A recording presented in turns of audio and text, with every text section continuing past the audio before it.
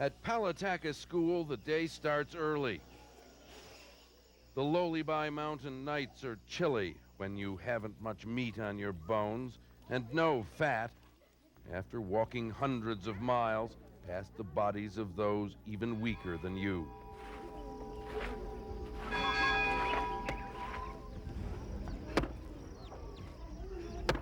Here, at least for the moment, there is life. Peace. Clothing. And something to eat. We are very glad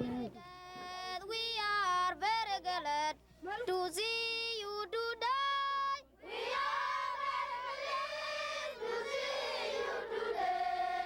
Oh, my children, we are very glad to see you today. The 3,000 orphans of Palataka are glad of anything friendly that comes their way. Oh, yes. Across 200 kilometers of rocky dirt track to this Catholic mission school, Oh, yes. now run by one of South Sudan's rebel factions. Fighting last month kept the aid trucks from getting through. The food ran out and the boys took to the bush to forage for roots, leaves, and insects. Now there is sorghum from the U.S., delivered by Norwegian People's Aid. Flavored with salt and leaves, 1/3 of a bowl for each, twice a day. The rainy season will soon turn the roads to quagmire. Palataka on this day had enough food left for a week. At Azwa, the only hospital in the rebel-held area, this baby on the brink of death, not from famine, but from dysentery, bronchitis, and malaria. A couple of nurses from the Irish relief agency GOAL, a surgical team from Norway. A handful of expatriates battling a tide of misery. You've had one, all right? Just going to give you another one. 300 miles north of here, maybe 50,000 people are on the move again, fleeing a civil war within a civil war and out of reach of mercy. They're totally vulnerable. The war here is hitting the civilians this way and that way. We are cut off from 3 to 4 million people north of us here.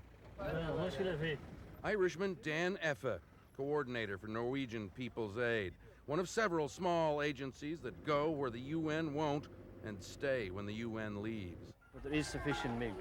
Yeah, it is good milk now. The rest pulled out of this area last September after 3 aid workers were killed. Dan Effe stayed. The lives of the people here is totally depend on us. We decide whether they live or die. It's like that. If our relief doesn't come, if we get it. The West decides. Individual countries in Europe are doing their bit, like Holland, like Irish contributions. But as a European community, they're not doing half enough. The main bulk of supply relief, food and medicines and agricultural inputs are nearly all from the States. Ame Camp. 7 water pumps for 50,000 people. A lot of them women, their men dead or fighting, more than half their children lost.